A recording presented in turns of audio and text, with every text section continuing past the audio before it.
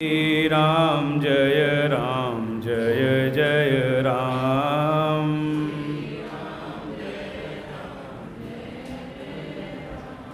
श्री राम जय जय राम।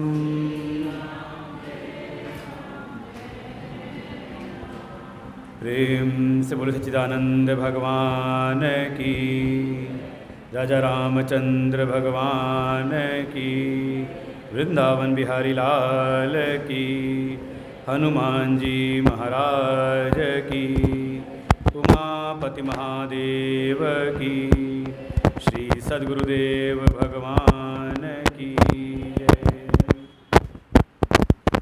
ओम सहना भवतु सहनौ भुनक्तु सह वीर्यं करवावहै तेजस्विनावधीतमस्तु मा विद्विषावहै। ॐ शान्ति शान्ति शान्तिः। अखण्डमण्डलाकारं व्याप्तं येन चराचरं तत्पदं दर्शितं येन तस्मै श्रीगुरवे नमः। अज्ञानतिमिरान्धस्य ज्ञानाञ्जनशलाकया चक्षुरुन्मीलितं येन तस्मै श्रीगुरवे नमः। गुरुर्ब्रह्मा गुरुर्विष्णु गुरुर्देवो महेश्वर गुरुर्साक्षात् परं ब्रह्म तस्मै श्रीगुरवे नमः। त्वमेव माता च पिता त्वमेव बन्धुश्च सखा त्वमेव विद्या द्रविणं त्वमेव सर्वं मम देव गजाननं भूतगणादिसेवितं कपित्थजम्बूफलचारुभक्षणम् उमासुतं शोकविनाशकारकं नमामि विघ्नेश्वरपादपङ्कजम्। नारायणं नमस्कृत्य नरं चैव नरोत्तमं देवीं सरस्वतीं व्यासं ततो जयमुदीरयेत्। नीलाम्बुजश्यामलकोमलाङ्गं सीतासमारोपितवामभागं पाणौ महासायकचारुचापं नमामि रामं रघुवंशनाथम्। ॐ पार्थाय प्रतिबोधितां भगवता नारायणेन स्वयं व्यासेन ग्रथितां पुराणमुनिना मध्ये महाभारतम् अद्वैतामृतवर्षिणीं भगवतीम् अष्टादशाध्यायनीम् अम्ब त्वामनुसन्दधामि भगवद्गीते भवद्वेषिणी।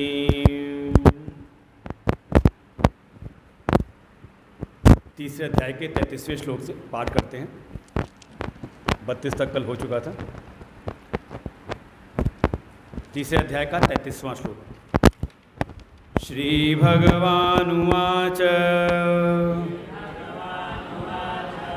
सदृशं चेष्टते स्वस्याः प्रकृतेर्ज्ञानवानपि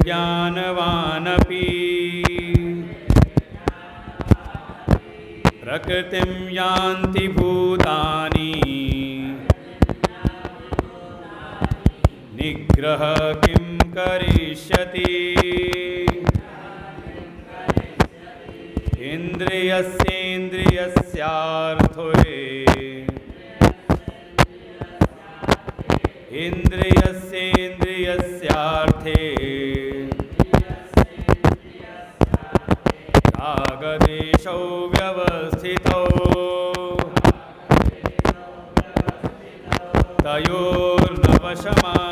तयोर्नवशमागच्छेत् तौ यस्य परिपन्थिनौ श्रेयान् स्वधर्मो विगुणः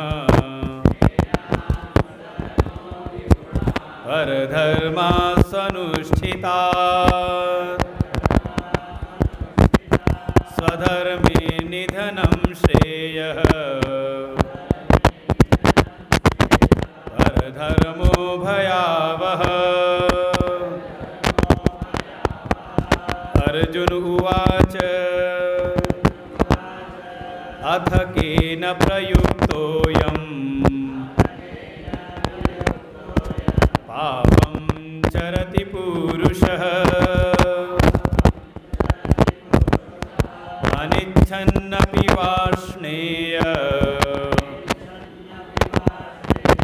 बलादिव नियोजितः काम एष श्रीभगवानुवाच काम एष क्रोध एष रजो गुणसमुद्भवः महाशनो महापाप्मा विद्धेनमिह वैरिणम् धूमेनाव्रियते वह्नि यथादर्शो मलेन च यथोल्बेनावृतो गर्भः तथा तेनेदमावृतम् आवृतं ज्ञानमेतेन ज्ञानिनो नित्यवैरिणा कामरूपेण कौन्तेय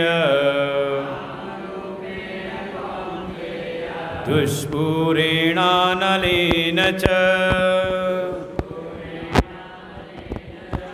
इन्द्रियाणि मनोबुद्धि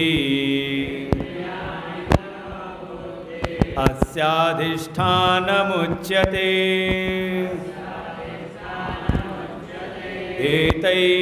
एतैर्विमोहयत्येष ज्ञानमावृत्य देहिनम्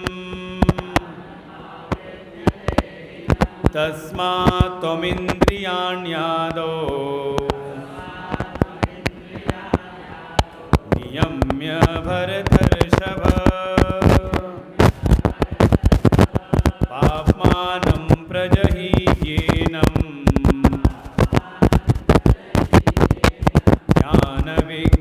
ज्ञानविज्ञाननाशनम् इन्द्रियाणि पराण्याहुः इन्द्रियेभ्यः परं मनः मनसस्तु परा बुद्धिः यो बुद्धे परतस्तु सः एवं बुद्धे परं बुद्ध्वा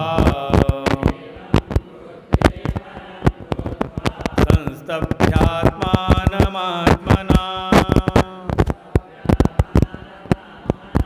जहि शत्रुं महाबाहो कामरूपं दुरासदम् ॐ तत्सदिति श्रीमद्भगवद्गीतासु उपनिषत्सु ब्रह्मविद्यायां योगशास्त्रे श्रीकृष्णार्जुनसंवादे कर्मयोगो नाम अथ तृतीयोऽध्यायः।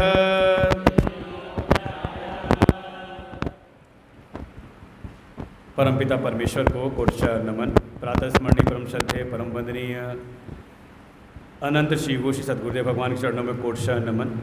समुपस्थित समस्त भगवत भक्त श्रद्धा भक्ति स्वरूपणी मातृशक्ति भगवान श्री रामचंद्र जी की अहेतु कृपा कि उनकी चरण शरण में बैठ करके ये 7 दिवसीय गीता ज्ञान यज्ञ जिसका हम लाभ प्राप्त कर रहे हैं, जिसमें सहयोग हमारी इस राम मंदिर समिति का और साथ ही वेदांत सत्संग समिति।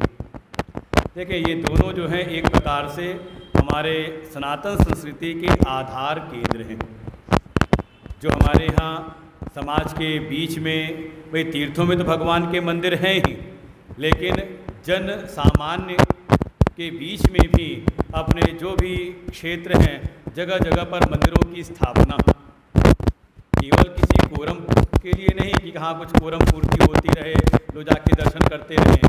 वास्तव में जो मंदिर होते हैं वो होते हैं अपने धर्म के केंद्र, जहाँ व्यक्ति जा कर के अपने धर्म के रहस्यों को जाने, अपने सनातन धर्म के जो भी संस्कार हैं, जो उनकी संस्कृति है, जो उनके रहस्य, उनको हम जानें।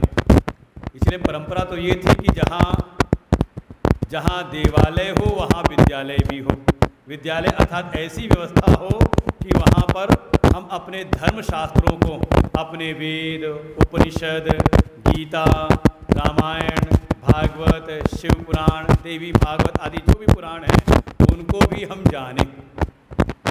और जहाँ कहीं विद्यालय हो तो विद्यालय जहाँ पर हो वहाँ देवालय भी हो। हमारी जो शिक्षा है, जो विद्या है, वो धर्म और संस्कृति से रहित ना हो, क्योंकि हमें ज्ञान की भी आवश्यकता है, हमें शिक्षा विद्या की भी आवश्यकता है और साथ ही संस्कारों की भी आवश्यकता है। संस्कारों से रहित जो शिक्षा है, विद्या है, कहा वो अपना भी अहित करती है और समाज का भी अहित करती है। आप देखें, जो भी कहीं ना कहीं समाज के अहित में लगे हुए हैं, कोई अनपढ़ नहीं है। अनपढ़ व्यक्ति तो कम से कम नुकसान करता है, और जो जितना ज़्यादा पढ़ा लिखा है तो वो कहीं आतंकवादियों के चंगुल में फंस जाए तो समाज का ज़्यादा नुकसान करता है। इसलिए विद्या हो, शिक्षा हो तो संस्कारों से संयुक्त हो। तो ऐसा ही श्री राम मंदिर समिति का कार्य देख के अच्छा लगता है। इतना सुंदर मंदिर, इतनी सुंदर व्यवस्था दिल्ली जैसे शहर में, और साथ ही वेदांत सत्संग समिति जिनका केवल एक ही प्रयोजन है, अपने जो वेदांत का जो ज्ञान है उसका प्रचार प्रसार करना। और देखिए, जहाँ मूल ज्ञान होता है, जहाँ जो श्रेष्ठतम ज्ञान होता है ना, वहाँ व्यवस्थाओं का ज़्यादा आवश्यकता नहीं पड़ती। आपको आडंबर करना हो, मनोरंजन करवाना हो तो आपको पूरी व्यवस्था करनी पड़ती है। लेकिन जहाँ पर आपका बिल्कुल शास्त्रीय ज्ञान है, मूल शास्त्रों का जहाँ पर अध्ययन अध्यापन है, वहाँ ज़्यादा आवश्यकता नहीं। वहाँ आवश्यकताएँ, जो व्यवस्थाएँ जो गौड़ हो जाती हैं, वहाँ पर मूल जो आवश्यकता है वो है किसी ज्ञानवान, किसी महापुरुष की, कि कोई उपदेश करने वाला कोई उपदेशक हो और सामने इस तत्व के ज्ञान को, अपने वैदिक ज्ञान को जानने की इच्छा वाला हो। कोई महात्मा हो और सामने कुछ जिज्ञासु बैठे हों। इतने से हमारा ज्ञान शुरू हो जाता है। इतनी व्यवस्था जरूरी है, क्योंकि कई बार नई जगह पे जाते तो ये पूछते क्या व्यवस्था करनी होगी। तो हम से कहते हैं कि जहाँ पे उपदेश करता और सामने उपदेश ग्रहण करने वाले दोनों आराम से बैठ सकें।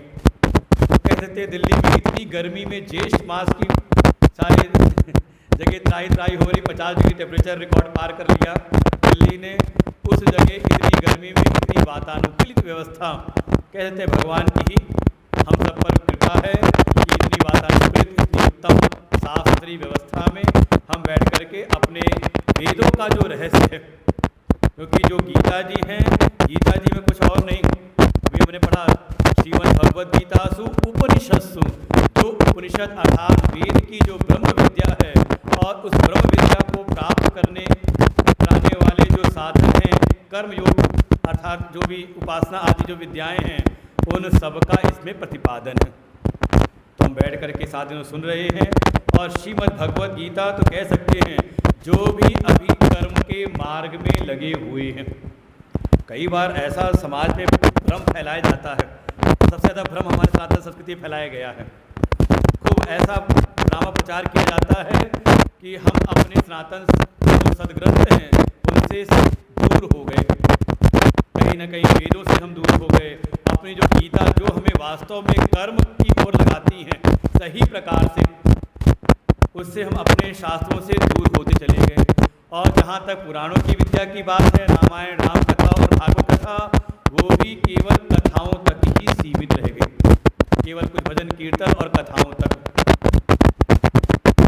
वास्तविकता तो ये थी कि हमारे ये जो शास्त्र हैं ये हमें जीवन जीना सिखाते हैं कि कैसे हम अपनी प्रवृत्ति के मार्ग में रह करके अपनी प्रवृत्ति को ऐसा करें कि हमें इस भौतिक संसार में भी उन्नति की प्राप्ति हो और साथ ही साथ जो जीवन का परम लक्ष्य है मोक्ष की प्राप्ति वो इसी जीवन में हो जाए। और जो ये कार्य एक साथ सिद्ध कराए उसी को हम कहते हैं धर्म। समझे इस बात को? अभ्युदय निश्चय सिद्धि, जिस मार्ग के द्वारा आपके जीवन में अभ्युदय की भी सिद्धि हो, आपको भौतिक उन्नति भी प्राप्त हो और साथ ही आप निश्रेयस के पात्र बने, मोक्ष की पात्रता प्राप्त करके इसी जीवन में मोक्ष प्राप्ति भी कर ले। इसलिए हमारे यहाँ जब प्रचार पुरुषार्थ है तो वहाँ धर्म और मोक्ष है, तो बीच में अर्थ और काम भी है। अर्थ की भी उतनी आवश्यकता है और काम अर्थात सुख सुविधाओं की भी आवश्यकता है। बस ये धर्म और मोक्ष के द्वारा ये संयमित हो, जीवन में धर्म हो, धर्म की प्रतिष्ठा और लक्ष्य हो मोक्ष की प्राप्ति। और इस विषय में गीता जी से बढ़कर के कोई और शास्त्र हो नहीं सकता, क्योंकि यह इसका प्रारंभ है धर्म से, धर्म क्षेत्रे कुरुक्षेत्रे, और इसकी परिणति है मोक्ष संन्यास योग तक। अर्थात धर्म के मार्ग में लगा करके हमें मोक्ष के मार्ग में अपनी भौतिक उन्नति कराते हुए हमें मोक्ष के मार्ग तक पहुंचा दे, यही कार्य है श्रीमद् भगवद गीता का। और देखें जिस परिस्थिति में अर्जुन है तो उसमें केवल अर्जुन नहीं, ये वास्तव में भगवान ने अर्जुन को निमित्त बना करके हम सारे मनुष्यों को एक मार्गदर्शन देने के लिए भगवान ने उपदेश दिया है। जैसे हमारा मन है, हम चाहे कैसी भी व्यवस्था में रहें, कैसी भी तैयारी में हों, लेकिन कभी ना कभी अपने कर्तव्य पथ के लिए हमारे भीतर मोह उत्पन्न होता है। कई बार ऐसी परिस्थितियाँ आती हैं हम स्वयं समझ नहीं पाते कि इस समय मुझको क्या करना चाहिए। बिल्कुल ऐसी ही स्थिति में अर्जुन भी थे। स्वयं कहा है धर्म सम्मूढ़ चेता, हे प्रभु मैं इस समय अपने धर्म अपने कर्तव्य के विषय में मोहित सा हो रहा हूँ। मैं निर्णय नहीं कर पा रहा कि मैं क्या करूँ, मेरे लिए क्या करना उचित है। और जब ऐसे भगवान के चरणों में शरणागति ग्रहण की तो भगवान अर्जुन को उपदेश करते हैं। उसके धर्म के विषय में जो मोह है, भीतर जो मोह आया हुआ है, उसको दूर करने के लिए ही भगवान ने मोह की औषधि रूप, भाई मोह भी एक व्याधि है, बीमारी है, उस मोह रूपी व्याधि की औषधि के रूप में भगवान ने गीता का उपदेश किया। और जो दूसरे अध्याय भगवान ने जो अर्जुन को उपदेश किया कि जीवन का परम लक्ष्य है सांख्य योग की प्राप्ति, ज्ञान की प्राप्ति, उसको बिना प्राप्त किए जीवन में किसी को भी शांति नहीं मिल सकती। और उस सांख्य योग की प्राप्ति के ही साधन बताया कर्मयोग को। और अर्जुन को कहा हे अर्जुन तू अभी कर्म का अधिकारी है, तू कर्म कर। तो इन सब बातों को सुनकर के अर्जुन के मन के भीतर ये जिज्ञासा उत्पन्न हुई कि एक भाई अर्जुन ने कहा था भगवान से कि एक मार्ग बताइए निश्चित करके, यश्रेयस्यात्तम ब्रूहि तन्मे, जिसमें मुझको श्रेय की प्राप्ति हो, मेरे जीवन का परम कल्याण हो, उसकी प्राप्ति के लिए मुझको कोई एक निश्चित करके मार्ग बताइए। लेकिन भगवान ने सीधे सीधे न बता करके दो प्रकार की बातें कही कि एक ज्ञान का मार्ग है जिसके द्वारा सीधे साक्षात श्रेय की प्राप्ति संभव है, और दूसरा है कर्म का मार्ग, और उस कर्म के द्वारा सीधे मोक्ष की प्राप्ति नहीं, लेकिन आप मोक्ष के मार्ग के पात्र बन जाते हैं। और अंतिम में अर्जुन को बार बार कहते हैं, हे अर्जुन तू कर्म कर। तो अर्जुन को लगता है कि भगवान ने दो मार्ग बताए, एक कर्म का मार्ग, एक ज्ञान का मार्ग, और ज्ञान के द्वारा सीधे श्रेय की प्राप्ति को बताया, वैसा फल कर्म का नहीं बताया। जब भगवान बता रहे हैं कि कर्म की अपेक्षा ज्ञान का मार्ग श्रेष्ठ है, तो फिर मुझको कर्म में क्यों लगाते हैं? सीधे जो श्रेष्ठ मार्ग है उसी में लगा दें। हर व्यक्ति श्रेष्ठ मार्ग चाहता है। और इसी संदेह को भगवान के समक्ष जिज्ञासा के रूप में व्यक्त किया। जायसी चेत कर्मणस्ते मतः बुद्धिर्जनार्दन तत्किं कर्मणि घोरे मां नियोजयसि केशव। हे केशव, जब आप कर्म के अपेक्षा ज्ञान को श्रेष्ठ बताते हैं, ज्ञान की आपने ज़्यादा महिमा बताई, तो फिर मुझको इस कर्म में, और कर्म भी कैसा, कभी युद्ध जैसा घोर कर्म, इसमें मुझको क्यों लगाते हैं? मुझको तो आपकी बातें मिली जुली हुई सी लग रही हैं। मैंने तो आपसे एक निश्चित मार्ग पूछा था और आपने दो बिल्कुल मिली जुली हुई सी बातें कही हैं। मैं तो आया था अपनी बुद्धि के मोह को मिटाने के लिए, आपकी बातें सुन करके मेरी बुद्धि और भी ज़्यादा मोहित सी हो रही है। हे प्रभु, तदेकम पद निश्चित्य, मुझको वो एक निश्चित करके मार्ग बताइए, येन श्रेयो अहम आपनुयाम, जिसके द्वारा मुझको श्रेय की प्राप्ति हो। ऐसा जो अर्जुन ने शरणागति पुनः भगवान से कहा कि मुझको श्रेय के मार्ग का रास्ता बताइए, जिससे मुझको श्रेय की प्राप्ति हो जाए, और मुझे कर्म में क्यों लगाते हैं, तो भगवान यहाँ से तीसरा अध्याय प्रारंभ करते हैं। और तीसरे श्लोक से लेकर के लगभग 19वें श्लोक तक भगवान ने एक निश्चित एक उपदेश किया है कि जीवन में कर्म करना क्यों अनिवार्य है, कर्म क्यों करना चाहिए।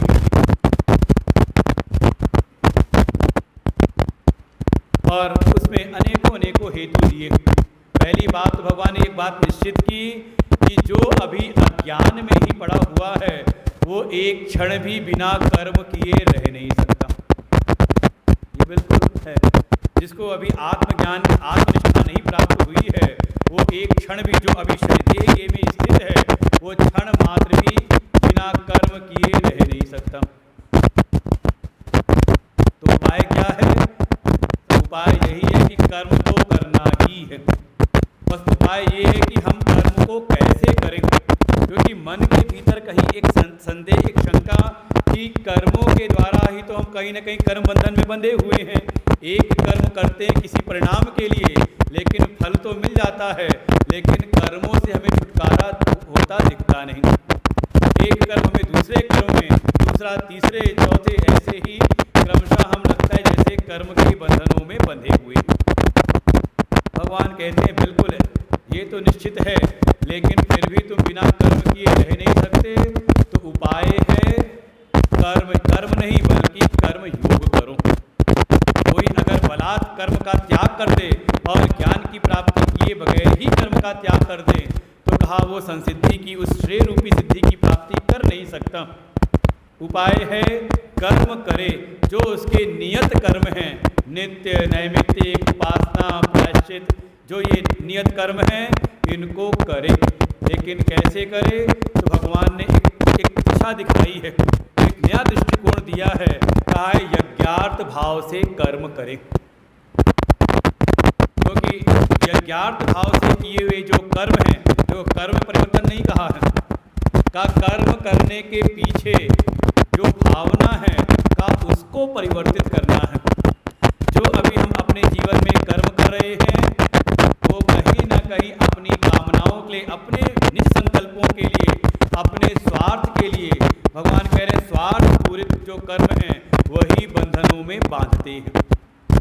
जो काम प्रेरित जो कर्म है, अपनी कामनाओं की पूर्ति से प्रेरित जो कर्म हैं, वो हमेशा आपको कर्म के बंधनों में बांधे रखते हैं, क्योंकि कामना का स्वभाव है, स्वरूप है, वो कभी पूरी नहीं होती। एक कामना पूरी होती तो नई 4 कामनाओं को प्रकट कर देती है। इसलिए उपाय यही है कि हम अपने कर्मों के पीछे यज्ञार्थ भावना को ले आएं। यज्ञार्थात् कर्मणोऽन्यत्र लोको यम कर्म बंधना। यज्ञार्थ भावना के अतिरिक्त जो कर्म हैं वही कर्म के बंधन में डालते हैं। इसलिए यज्ञार्थ भाव से कर्म किया जाए। क्यों करें? भगवान इसका हेतु भी देते हैं, क्योंकि यज्ञार्थ भावना ही हमारी वास्तविक भावना है, हमारी स्वाभाविक भावना है। क्योंकि सारी सृष्टि का जो निर्माण है वो यज्ञ के स्वर के साथ किया गया है। सह यज्ञ प्रजा सृष्ट्वा पुरोवाच प्रजापति। स्वयं जो प्रजापति हैं, विधाता हैं, उन्होंने सृष्टि का जब निर्माण किया तो यज्ञ की भावना के साथ किया है। सह यज्ञ, तो यज्ञ की भावना है क्या? तो यज्ञ की भावना है त्याग की भावना। जैसे यज्ञ में हम स्वाहा करते हैं, देवताओं के लिए त्याग करते हैं, ऐसे ही अपने समस्त कर्मों में हमारे भीतर त्याग की भावना आए। जो हमारे कर्म है वो निज स्वार्थ से प्रेरित ना हो, बल्कि ईश्वर के लिए, जो हमारे श्रद्धेय हैं, जो भी हमारे आदरणीय पूज्य हैं, उनके लिए हमारे कर्म समर्पित हों। इसको हमने विस्तार से जाना है, रोज बिल्कुल सारांश में है, रोज चर्चा खूब हुई इन सब विषयों पर कि कोई कर्म करता है अपने लिए और कोई करता है अपनी माता पिता की सेवा, परिवार की सेवा के लिए, कोई करता है केवल अपने परिवार के लिए, कोई करता है पूरे समाज के लिए, कोई कर रहा है केवल अपने समाज के लिए और कोई कर रहा है सर्व समाज के लिए। ये देखो समाज में दिखाई देता है सब चीज़ें। ऐसे ही जितनी मात्रा में हमारे संकल्पों की व्यापकता बढ़ती है उतना ही ज़्यादा हम यज्ञार्थ भाव में दृढ़ होते जाते हैं और करते करते धीरे धीरे भावना आती है कि सारा जो जगत है वो ईश्वर का ही स्वरूप है और हमारे जो कर्म हैं वो ईश्वर के लिए ही अर्पित हैं। और इसी क्रम से जब कोई करता है कार्य त्याग की भावना से, इस यज्ञ की भावना के साथ में, तो वो जो चाहता है उसको सो प्राप्त होता है। क्योंकि ये यज्ञ की भावना ही का एक कामधेनु गौ के समान है, बिल्कुल स्पष्ट है।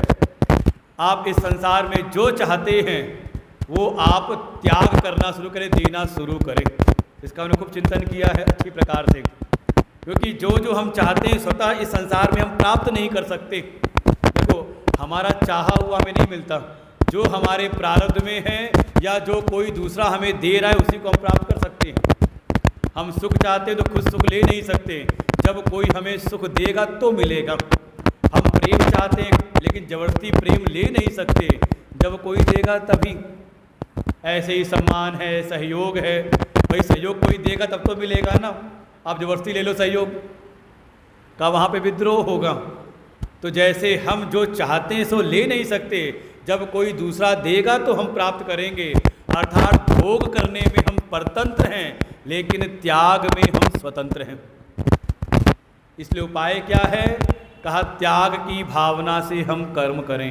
हम जो चाहते हैं वो दूसरों को देना प्रारंभ करें। हम दूसरों को सुख दें, बदले में ये प्रकृति सुख प्रदान करेगी। हम दूसरों को प्रेम बांटें, बदले में हमें प्रेम प्राप्त होता है। हम दूसरों का सम्मान करें, दूसरों से हमें सम्मान की प्राप्ति होती है।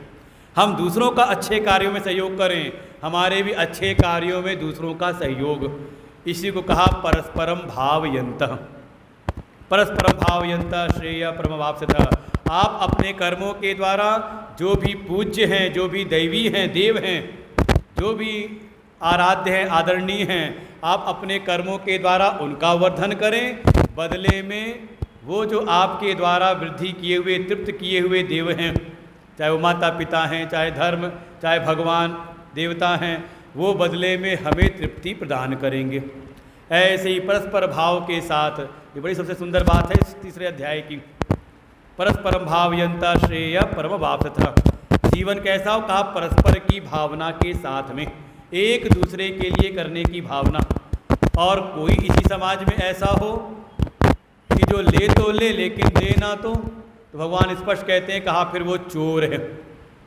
इष्टान भोगान ही वो देवा, अपने इष्ट भोगों को तो कोई प्राप्त कर ले लेकिन बदले में उसका अंश न वापस करे तो वास्तव में वो चोर ही है।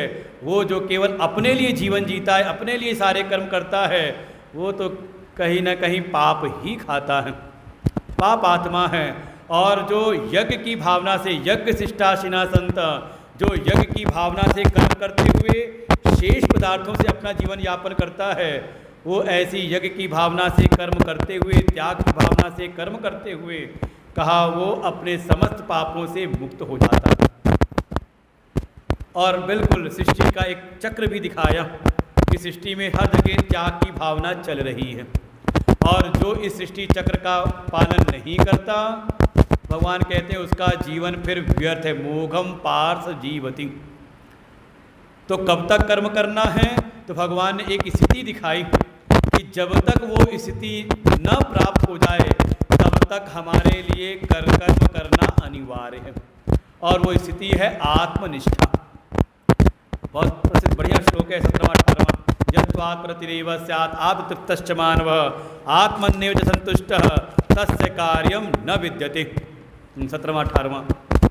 बिल्कुल, जब तक ये स्थिति ना प्राप्त हो जाए, अर्थात जब तक हमें अपनी आत्मा के अतिरिक्त, परमात्मा के अतिरिक्त संसार में कुछ और भी प्राप्त करने योग्य लगता है, दिखता है, तब तक हमें कर्तव्य करना अनिवार्य है। क्योंकि जिसके जीवन में प्राप्तव्य है, प्राप्त करने योग्य कुछ है, उसके लिए ही कर्तव्य अनिवार्य है। अगर वो नहीं करता, बिना कुछ किए ही पाने की इच्छा रखे तो जीवन में अनेकों अनेकों दोष आने की संभावना है।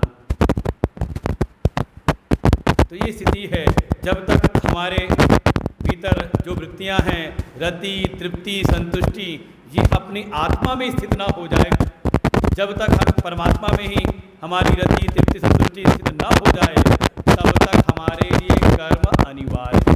और जिस क्षण हो गई, आत्मनिष्ठा हो गई, तो भगवान खुद कहते हैं तस्य कार्यम न विद्यते, उसके लिए फिर कोई कर्तव्य नहीं, क्योंकि उसके लिए संसार में कुछ पाने योग्य है नहीं जो कर्म करके वो पाए, और ऐसा कुछ खोने का उसको भय नहीं कि वो कर्म नहीं करेगा तो उसका छूट जाएगा।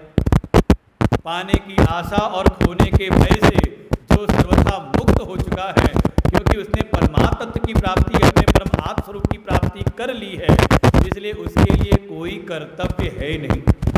और जब तक ये स्थिति नहीं है, तब तक मुक्त संग होकर के अपने कर्तव्य कर्मों को हम अच्छी प्रकार से करें। इसके उपरांत भगवान ने एक दृष्टि और दी, दृष्टांत भी दिया। किसने किसने किया? कहा जनक आदि राजाओं ने ऐसा किया। और भगवान से हम अपना भी दृष्टांत देते हैं कि देखो, मेरे लिए भी संसार में कोई कर्तव्य नहीं, तीनों लोकों में कोई कर्तव्य नहीं, लेकिन वर्त एव च कर्मणि, फिर भी देखो मैं अपने कर्मों का वर्तन कर रहा हूँ। क्योंकि बहुत सारे समाज के जो लोग हैं मुझको अपने जीवन का आदर्श मानते हैं, और अगर मैंने कर्म करना बंद कर दिया तो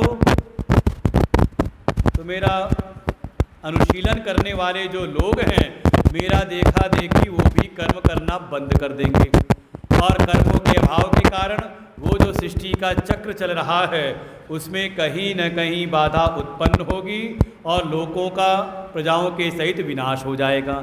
इसलिए स्वयं मैं कर्मों का वर्तन करता हूँ। इसलिए जो ज्ञानी हो, देखो जो अज्ञान में है, जिसको अभी आत्मनिष्ठा नहीं प्राप्त हुई है, उसके लिए भी कर्मों की अनिवार्यता बताई। साथ ही अगर कोई ज्ञानी हो गया है और समाज के बीच में रह रहा है, तो भगवान ने उसके लिए भी आदेश दिया है कि वो भी कर्म करता रहे। कैसे करे, किस लिए करे? तो कहा लोक संग्रह में वापी, और 25वें 26वें श्लोक में इस लोक संग्रह की बात कही।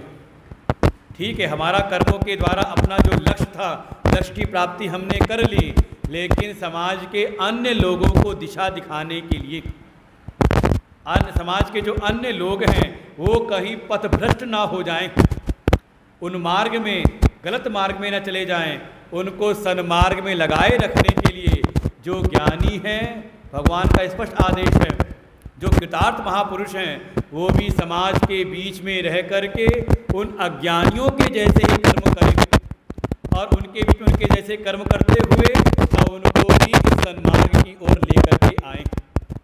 बस अंतर क्या रहे?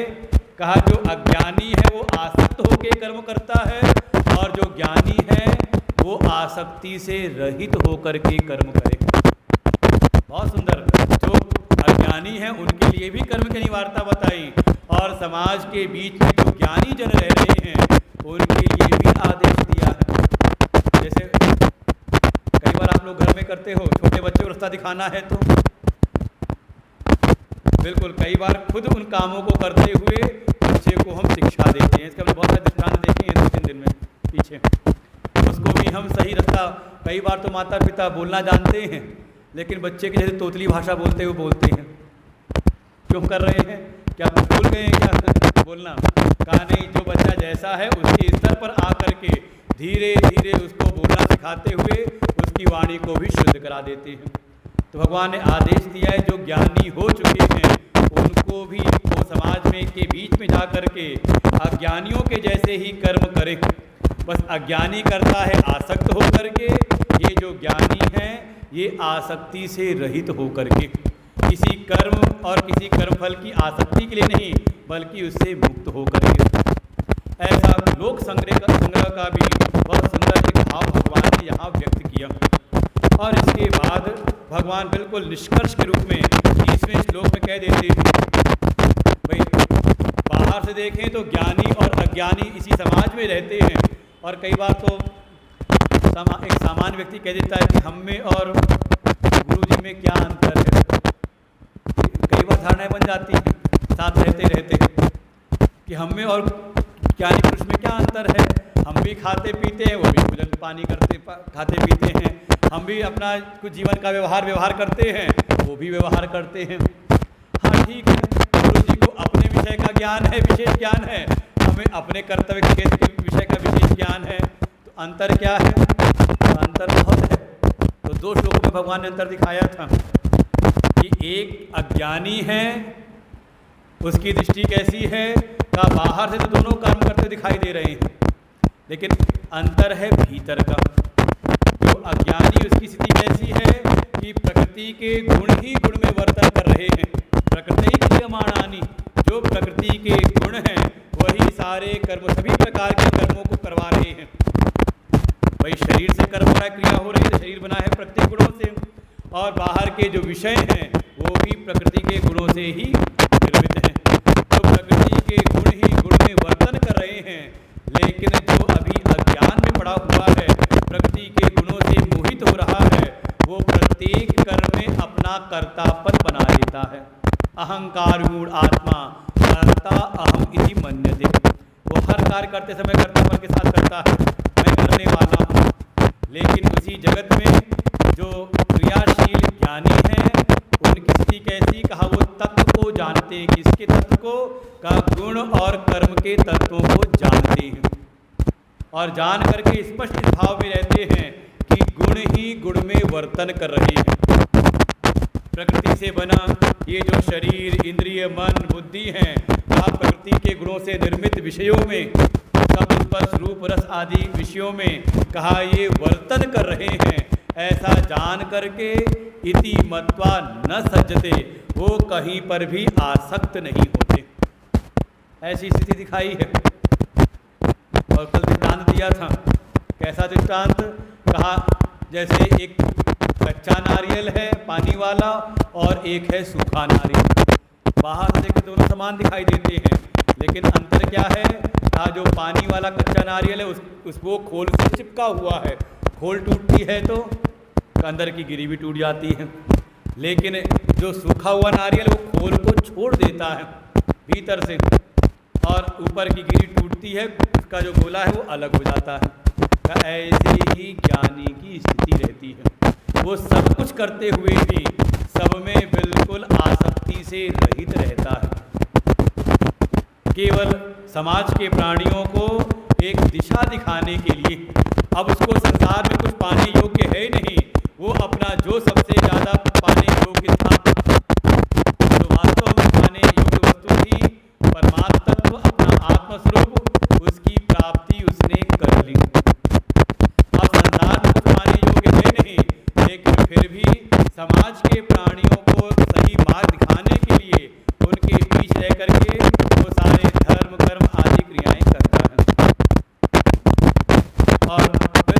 अंतिम निष्कर्ष भगवान 30वें श्लोक में जो अर्जुन को यज्ञार्थ भाव, अनासक्त भाव से कर्म करना, सम्यक प्रकार से कर्म करना, उन सब का उपसंहार करते हैं। कर्म योग का जो मूल सिद्धांत है उसको पूरा समाहित करते हुए एक ही श्लोक में स्पष्ट आदेश देते हैं, मयि सर्वाणि कर्माणि सन्न्यस्य अध्यात्मचेतसा निराशेर निर्ममो भूत्वा युद्धस्व विगतज्वरः।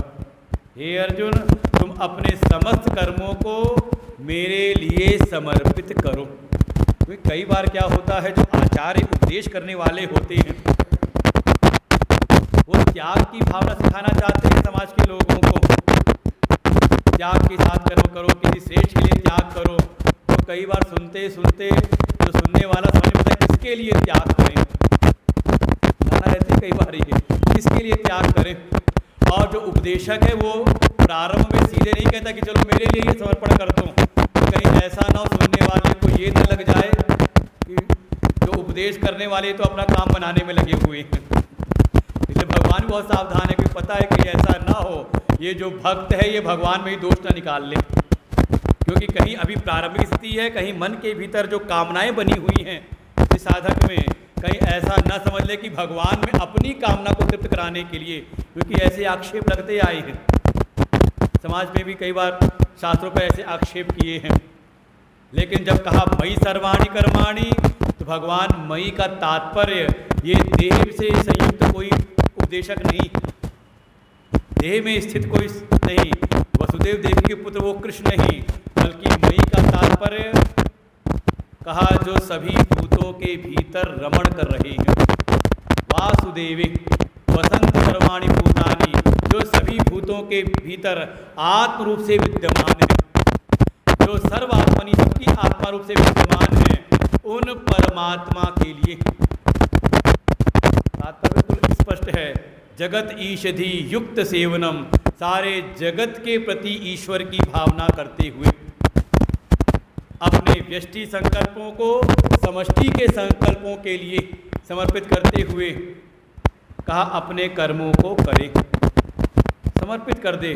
कैसे? अध्यात्म चेतसा, थोड़ा अपने चित्त को आध्यात्मिक चित्त बनाए, अपने चित्त को विवेक से संयुक्त करे, विवेक के द्वारा संस्कारित करे और फिर ऐसा कार्य करे। लेकिन करते समय 3 बाधाएं हो सकती हैं, 3 विघ्न आ सकते हैं। अगर संसार में कुछ पाने की आशा है तो आपके इस कर्म योग में, इस ईश्वर अर्पण भाव वाले कर्मों में आपकी प्रगति होगी नहीं। दूसरा कहा, अगर बहुत ज़्यादा आपके भीतर ममत्व है तो भी आप इस कर्म योग में आगे बढ़ नहीं सकते।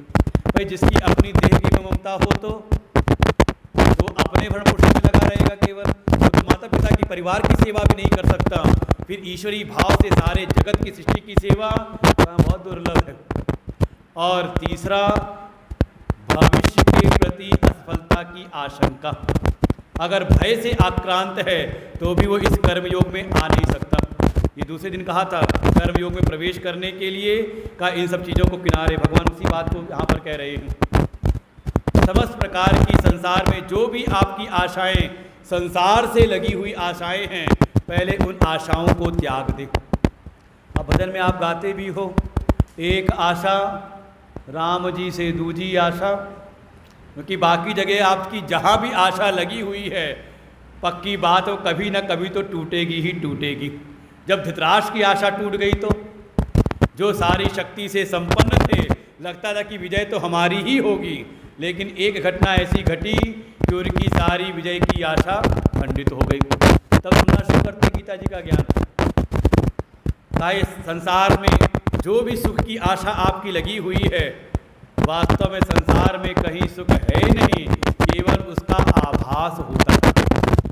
अपने इस आशा से मुक्त होकर के, अपने देह गे में जो आसक्ति है, ममता है, उससे मुक्त होकर के, और भविष्य में जो भी आपके भय की आशंकाएं हैं, इनसे भी मुक्त होकर के, भाई जिसके लिए आप अर्पण भाव से कर्म कर रहे हैं, भाई कर्म कर रहे हैं हम ईश्वर के लिए।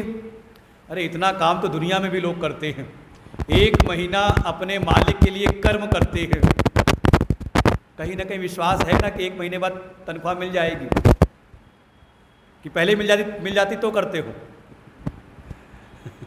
कभी हुआ ऐसा? पूरे जीवन परिवार का पालन, बच्चों का पालन पोषण करते किस लिए? बुढ़ापे की लाठी सहारा बनेगा, बिना मिले ही तो कर रहे, एक आस भी तो। जिसके लिए भी संसार में हम कोई कार्य करते तो कहीं ना कहीं उसको हम आश्रय के रूप में स्वीकार करके रखते हैं। तो जब भगवान के लिए कर्म कर रहे हैं तो भगवान पे विश्वास क्यों ना हो? यही समस्या है मनुष्य को भक्त बनने में। हम भक्त तब बनते हैं जब भगवान पर दृढ़ विश्वास हो। हमारी अगर आशा कोई है तो भगवान से जुड़े। अगर हमारी भीतर ममत्व है, ममता है, आसक्ति है तो वो भगवान से हो जाएगा। गोस्वामी इस बात को कहते हैं, सबकई ममता भाग बटोरी, मम पद मनई बांध बर डोरी। गीता जी में भी आएगा 7वें अध्याय में, पहला ही श्लोक है, मैया सक्त मनः पार्थ योगम युंजन मदाश्रय। हे अर्जुन, तुम मुझ में आसक्ति वाला हो जा। ये जो आसक्ति तूने संसार के विषय वस्तु व्यक्तियों में लगाई है, इसको मुझ में लगा दे और साथ ही मुझको ही अपना आश्रय मान ले। और जब तक ये दोनों घटित नहीं होता, जीव का जो मन है वो भगवान में आसक्त ना हो, भगवान में से प्रेम ना करे और भगवान को अपने जीवन का आश्रय न मान ले, तब तक वो उपासक है, उपासना कर रहा है, मनुष्य है, सद्गुणों वाला है, सज्जन है, लेकिन तब तक वो भक्त नहीं। भक्त तो वो तब बनता है जब जैसी उसकी प्रीति आसक्ति संसार में है, वो संसार से उसकी आसक्ति, उसका प्रेम निकल करके भगवान से हो जाए, भगवान के अनुकूल चलने की भावना आए। भगवान को क्या अच्छा लगता है, भगवान की प्रीति के लिए उसके कर्म हो, भगवान में ही उसकी ममता आसक्ति, भगवान से ही उसकी आशा और भगवान को ही अपने भविष्य के लिए आश्रय मान ले। तब उसके भीतर एक भाव प्रकट होता है, उसको कहते हैं कि अब ये भक्त हो गया। भगवान स्पष्ट बात कहते हैं, मई सर्वाणी, हे अर्जुन तू मेरे लिए अपने कर्मों को समर्पित कर। सब में मेरा भाव करते हुए मेरे लिए अपने निज संकल्पों का तू त्याग कर, मेरे लिए कर्म करने वाला हो जा। आध्यात्मिक विचारों के साथ विवेक से युक्त होकर के तू कर। और ये आशा, ममता और जो भय है, इन विगत ज्वर, एक जो भय डर लगा रहता है, उससे दूर होकर के तू युद्धस्व अपने कर्तव्य कर्मों को कर। युद्धस्व मतलब तभी कहा था। अब यहाँ अर्जुन क्षत्रिय वर्ण में है और युद्ध के क्षेत्र में खड़े हैं, धर्म के लिए तत्पर, धर्म के लिए रक्षा के लिए, युद्ध के लिए तत्पर हैं, तो उनको कह रहे हैं युद्धस्व। अब इसका मतलब हमारे लिए मतलब हम जो कर्तव्य के क्षेत्र में खड़े हैं, तो ये कर्तव्य का क्षेत्र भी हमारे लिए युद्ध के ही समान है। संघर्ष करना पड़ता है, क्योंकि इस संसार में ये दो हर जगह आते, द्वंद्व लगा ही रहता है और इन द्वंद्वों में संघर्ष करके हमें आगे निकलना पड़ता है। इसलिए युद्धस्व का तात्पर्य हम जिस परिक्षेत्र में, जिस परिवेश में हैं, जहाँ पे हमारे जो भी कर्तव्य हैं, अपने उन कर्तव्यों के लिए हम तत्पर हो जाएं, खड़े हो जाएं। और भगवान पे इसकी फलश्रुति बताते हैं कि कोई अगर इस कर्म योग के जो मैंने मत बताया है यहाँ पर, श्रद्धावान हो करके इसमें कोई दो दृष्टि न करते हुए, साथ ही नित्यम, ये बात कल भी कही थी, अगर हम मनुष्य से भक्त बन रहे हैं तो कितनी देर के लिए भक्त बनना है? कितनी देर के लिए? जब तक मंदिर में है, जब तक सत्संग में है, तब तक भक्त बने रहे, और उसके बाद मंदिर के बाहर जाए तो अभक्त हो जाए। कहा नित्यम, इस दृष्टि के कोण के साथ में जो भगवान हमें एक कर्मयोग की विधा दिखा रहे हैं, इस दृष्टिकोण के साथ हम हमेशा अपना जीवन जिएं। और जो कोई इसके प्रति श्रद्धावान हो करके पूर्ण विश्वास के साथ में नित्य इसका अनुष्ठान करता है, इसमें किसी प्रकार का कोई दोष नहीं, दृष्टि नहीं करता, भगवान कहते हैं वो समस्त कर्मों से मुक्त हो जाता है। कर्म करते हुए, कर्म के मार्ग में रहते हुए, प्रवृत्ति के मार्ग में रहते हुए भी कहा वो एक समय निवृत्त हो जाता है, कर्म के समस्त बंधनों से कहा वो भी मुक्त हो जाता है। और जो इस मत को स्वीकार नहीं करते, इस बात को कहीं ना कहीं कोई दोष दृष्टि करते हैं, इसका अनुष्ठान नहीं करते तो उनके भीतर जो भी ज्ञान है वो एक समय सारा ज्ञान नष्ट हो जाता है। और जिसके भीतर का ज्ञान नष्ट हो गया तो ऐसे अचेतसः, ऐसे अविवेकी का आप समझ लें नाश अवश्यम भावी है।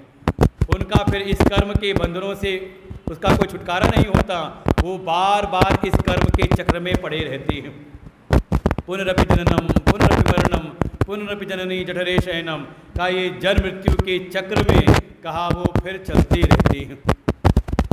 इसलिए इस कर्म योग के मार्ग में चले। यहाँ तक तो उन्होंने कर्म समझ लिया था।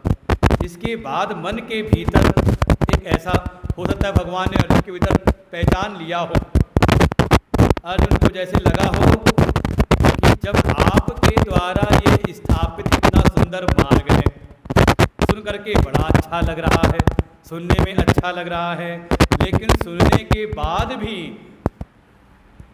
जो सुनने वाला है इस मार्ग का अनुवर्तन क्यों नहीं कर लेता। अच्छा मन में आता है कि नहीं, सत्संग सुनते हैं अच्छा लगता है और कई बार प्रण भी होता है कि अब ऐसा ही जीवन जिएंगे, लेकिन जब अगला सवेरा आता है तो हम जैसा जीवन जी रहे थे धीरे धीरे जब सत्संग के समय मन कहीं ना कहीं सजग रहता है, सत्संग के उस समय तक सत्संग का प्रभाव रहता है, जीवन में कुछ परिवर्तन सा आता हुआ दिखता है, लेकिन जैसे जैसे समय बढ़ता है तो हम पुनः अपने पुराने उसी ढर्रे पर चल पड़ते हैं। होता तो नहीं, क्यों नहीं हो जाता कि हम उसी मार्ग में चलते रहें। ऐसा मन में शंका जैसे किसी के हो तो भगवान अंतर्यामी जान गए और इस पर सावधान करते हैं कि हे अर्जुन क्या बात कही जाए, सामान्य जन की क्या बात कही जाए। 33वां श्लोक है, सदृशे चेष्टते सस्या प्रकृतेर ज्ञानवानपि प्रकृतिम यान्ति भूतानि निग्रह किम करिष्यति। उसका निग्रह कौन कर सकता है, उसको कौन संयमित कर सकता है। उसको कहा कई बार तो ऐसा है कि सामान्य की बात छोड़ो, ज्ञानवान अपि, अर्थात जो ज्ञान में रुचि लेने वाले हैं, थोड़ा सत्संग स्वाध्याय करने वाले हैं, बिल्कुल ज्ञानवान हैं, ऐसे ज्ञानवान भी समय आने पर स्वस्याः प्रकृतेः सदृशं चेष्टते। बड़े से बड़े ज्ञानी भी अपनी प्रकृति के अनुसार स्वस्याः प्रकृति, स्वस्य प्रकृति, अपनी प्रकृति के अनुरूप ही सदृशम ही चेष्टते, वो कर्मों की चेष्टा करते हैं। तो यहाँ प्रकृति अर्थात जो उसके जन्म जन्मांतर के जो संस्कार बने हुए हैं या पूर्व के जीवन के अनुसार जो पूर्व की उसकी जीवन यात्रा है, कर्म की यात्रा है, उसके अनुसार जैसा उसका स्वभाव हो गया है। यहाँ प्रकृति को ले आए स्वभाव के रूप में। पहले प्रकृति का नाम था वो 3 गुणों वाली, सत्व रज और तम। यहाँ पर प्रकृति का भाव है स्वभाव। ये जैसी कर्म की यात्रा करते करते, जीवन यात्रा करते करते जैसा स्वभाव। कभी आप कोई कर्म करते हो उसके 2 फल परिणाम निकलते हैं, एक होता है दृष्ट फल उसका और दूसरा होता है अदृष्ट, जिसको आप देख नहीं पाते, जान नहीं पाते, लेकिन वो फल है साथ साथ। कैसे? जैसे आपने भोजन किया तो उसका एक दृष्ट फल है।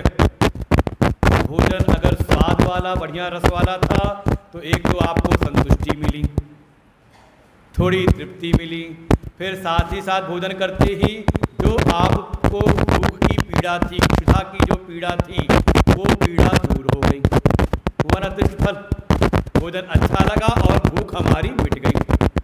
लेकिन उसका अदृष्ट भी तो है, जो भोजन आपने ग्रहण किया है वो धीरे धीरे रस के जैसे होते होते वो अंदर पचते पचते का धीरे धीरे वो शरीर में लगता है। उस भोजन के कुछ अंश से हमारे स्थूल शरीर का निर्माण, उसके कुछ सूक्ष्म अंशों से हमारे मन का निर्माण, लेकिन ये तत्काल नहीं होता, धीरे धीरे कहते हैं लगभग 40 दिन लगता है खाया हुआ भोजन पच करके शरीर में लगने में। इसलिए कई बार जो आयुर्वेद वाले हैं वो 40 दिन का पथ्य देते हैं, 30 से 40 दिन का, 1 महीना करना पड़ेगा, जिससे कि वो दवा जो हम दे रहे हैं शरीर में लगे। तो ऐसे उसका हुआ एक तो दृष्ट फल, जिसको हमने जाना भूख मिट गई, लेकिन उसका अदृष्ट क्या है का कहीं ना कहीं शरीर का पोषण, और एक अदृष्ट है संस्कार। आप कोई भी कर्म करते हो तो कर्म करने का एक दृष्ट फल है कि जिस प्रयोजन से आपने कर्म किया था वो प्रयोजन सफल हुआ या असफल हुआ, वो आपको दृष्ट दिखाई दिया कि हम सफल हो गए या असफल हुए। लेकिन साथ ही साथ उसका एक अदृष्ट भी पड़ता है हमारे चित्त के ऊपर एक संस्कार के रूप में। भाई मान लो सफल हो गए तो भीतर एक संस्कार नहीं बैठा कि कैसे कैसे हम सफल हो सकते हैं, और असफल हो गए तो किस कारण से हम असफल हुए, एक संस्कार चित्त में बैठता है ना, जो हमें प्रेरित करता है अगले प्रयास में। कि नहीं करता? अगले प्रयास में आप उतने ज़्यादा और सजग हो जाते, सचेत हो जाते हो, क्योंकि पूर्व के संस्कार हमें प्राप्त हो गए। भगवान भी कह रहे हैं जो पूर्व की कर्म की यात्रा है उसके जो अदृश्य संस्कार चित्त में पड़ जाते हैं वो एक स्वभाव का निर्माण कर देते हैं, और वो इतना प्रगाढ़ होता है कि जो ज्ञानी है, ज्ञानवान है, वो भी अपने स्वभाव के अनुरूप ही कर्मों की चेष्टा करता है। बस ये है कि कोई ज्ञानी है तो ज्ञान के पूर्व ज्ञान के पूर्व वो जो है कम से कम सात्विक कर्मों में आ चुका था, तो ज्ञान के उपरांत का उसकी जो प्रवृत्ति है वो सात्विक कर्मों में ही लगी रहती है। लेकिन जो संसार के अन्य प्राणी हैं उनके लिए कहते हैं, क्या कहा जाए, भूतानि प्रकृतिम यान्ति। जो समाज के अन्य जो प्राणी जो हैं, भूत माने जो उत्पन्न हुए हों, हम सब जो अन्य जो भूत प्राणी हैं वो अपने अपने स्वभाव के अनुसार, जो जिसका जैसा स्वभाव है वो उसको आगे लेकर के जाता है। जिसकी जैसी प्रकृति, जिसका जैसा स्वभाव है वो वैसा ही कर्मों को करता है। अब उसको संयमन, कौन उसको संयमित कर सकता है? देखें, अब इसके लिए ही सारी व्यवस्था है। सब अपने अपने स्वभाव के अनुवर्तन करना चाहते हैं, लेकिन कोई गलत कार्य ना करे अपने स्वभाव के कारण। इसके लिए ही थाना, कचहरी, पुलिस फोर्स है। किसके लिए? इसी के लिए तो है। लेकिन क्या पुलिस, थाना, कचहरी हो जाए से सारे अपराध समाप्त हो गए? हो सकते हैं? नहीं हो सकते। अगर सबका स्वभाव वैसा ही बना हुआ है तो मौका मिलते, जब तक ऊपर शासन प्रशासन कार्य कर रहा है तो बिल्कुल, और जरा सा कहीं चूक हुई तो तुरंत वो अपने स्वभाव के अनुसार कार्य करने लगता है। इसीलिए भगवान कह रहे हैं, निग्रह किम करिष्यति। फिर किसी का भी जो अनुशासन है, शासन है, वो क्या कर सकता है? भगवान कह रहे हैं, मेरा भी अनुशासन नहीं चलता। बहुत सारे ऐसे भगवान को मानते ही नहीं, और भगवान को मानते भी हैं तो इतना ही मानते हैं कि भगवान मंदिर में है, भगवान मंदिर में सब देख रहे हैं, और मंदिर के बाहर भूल जाते हैं कि भगवान है।